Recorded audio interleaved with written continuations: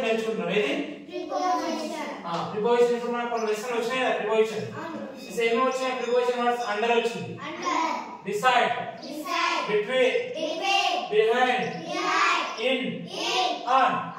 ఇప్పుడు మీకు అర్థం కావాలి అసలు ప్రిపోజిషన్ అంటే ఏంటి. సో ఇప్పుడు ఇది ఏంటి, చే. ఏంటిది, ఇది వాటర్ బాటిల్. ఇప్పుడు ఫస్ట్ వర్డ్ చూద్దాం, ఏంటి, అండర్ చూద్దాం. ఏంటి, ఇప్పుడు ఈ వాటర్ బాటిల్ ఉంది ఓకేనా.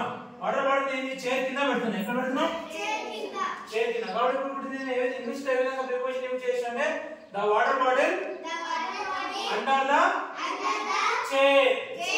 Water bottle under the chair. అంటే వాటర్ బాటిల్ చైర్ కింద ఉంది అన్నప్పుడు. ఏంది, ఎక్కడ ఉంది వాటర్ బాటిల్, చైర్ కింద ఉంది. కాబట్టి ఏమన్నా కింద ఉన్నదని ఏమన్నా అండర్ అంటాం. ఏమంటాం, water bottle under the, water bottle under the ఎక్కడ ఉంది, చైర్. అండర్ ద చైర్ అంటారు ఓకేనా. అంటే కింద ఉన్నదని చైర్ అని అంటాం ఓకేనా.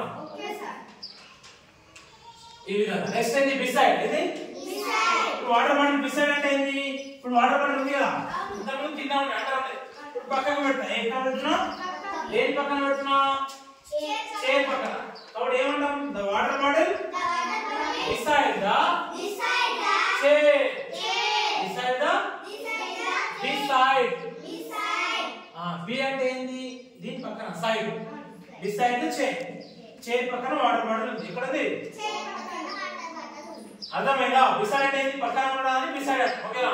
ఈ విధంగా బిసైడ్ అనే ప్రిపోజిషన్ వాడతాము. నెక్స్ట్ ఏంది, బిట్వీన్. ఏంది, బిట్వీన్. ఏంది, ఇప్పుడు స్టాప్ చేయి కొంచెం.